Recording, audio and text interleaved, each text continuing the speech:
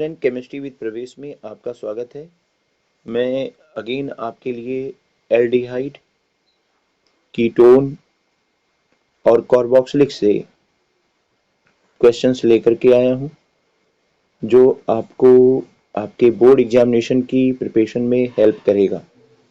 और वीडियो अच्छा लगे तो लाइक जरूर कीजिए, शेयर कीजिए, ज़्यादा से ज़्यादा लोगों को लाभ पहुंचे। तो हम आते हैं सीधे क्वेश्चन पे। यहाँ पे कंपाउंड दिया गया है, इसकी नंबरिंग मैं कर दूं 1 2 3 4 5। मैंने नंबरिंग इसलिए की ताकि आप इस कंपाउंड के नेम को समझ सकें। इस कंपाउंड का नेम क्या है? इस कंपाउंड का नेम है पेंट 3 इन नाइट्राइल। ओके, इस कंपाउंड का नेम है पेंट 3 नाइट्राइल। तो डिबाल एच का उपयोग किया जा रहा है और फिर हाइड्रोलाइसिस की जा रही है। बताना ये है कि प्रोडक्ट क्या बनेगा, प्रोडक्ट क्या बनेगा, बताना ये है। इसके सेकेंड पार्ट में ये लिया गया है, इथाइल अल्कोहल लिया गया है, CrO3 का उपयोग किया जा रहा है।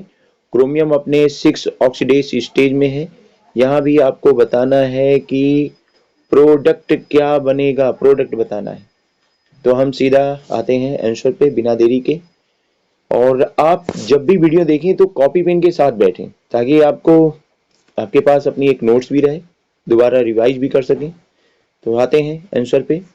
यहाँ देखिए, मैंने स्टीफन रिएक्शन की बात की है। आप कहेंगे डिबाल एच का सर उपयोग किया जा रहा है, आप स्टीफन रिएक्शन, क्योंकि इसमें भी एक एल्केन नाइट्राइल या एल्काइल साइनाइड का उपयोग किया जाता है।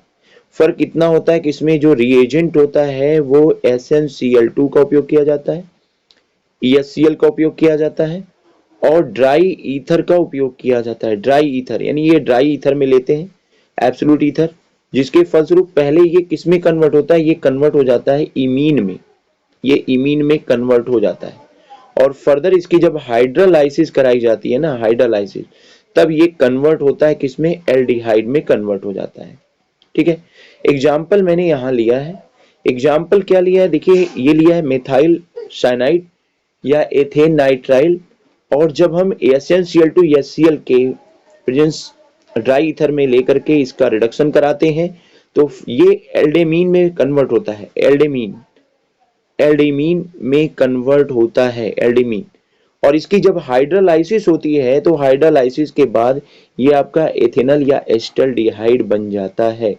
तो Stephen, S for Stephen, S for SnCl2। अच्छा, अगर हम एरोमेटिक साइनाइड ले लें, एरोमेटिक साइनाइड, तो क्या होगा? क्या हम एरोमेटिक एल्डिहाइड का फॉर्मेशन कर सकते हैं? चलिए एग्जांपल ले लें, C6H5CN। ओके, देखिए बिल्कुल ये स्टीफन रिएक्शन इस पे भी अप्लाई होता है। SnCl2 HCl in dry ether. तो देखिए इसका भी क्या होता है? रिडक्शन होता है। पहले रिडक्शन होता है, ये भी इमीन में यानी बेंजल डिमीन में कन्वर्ट होता है। C6H5CH डबल बॉन्ड NH, ये बेंजल डिमीन बन गया। और इसकी हाइड्रोलाइसिस करा दी जाए तो हाइड्रोलाइसिस पर ये आपका बेंजल डिहाइड देता है। तो उम्मीद कर रहे हैं आपको ये कॉन्सेप्ट बिल्कुल क्लियर हुआ होगा। स्टीफन रिएक्शन से जुड़े हुए क्वेश्चन अगर आप मिलते हैं। अब हम आते हैं आपके मेन क्वेश्चन पे। मेन क्वेश्चन ये कह रहा है कि नाइट्राइल और एस्टर को रिड्यूस करना है तो माइल्ड रिड्यूसिंग एजेंट, जिसका हमने फार्मूला लिखा है लेकिन हम यहाँ दोबारा लिख देते हैं, CH3 whole up twice CH CH2 Al H CH2 CH CH3 whole up twice. ये है di isobutyl aluminium hydride. DIBAL H को क्या बोलते हैं? डाई आइसोब्यूटाइल एल्युमिनियम हाइड्राइड बोलते हैं।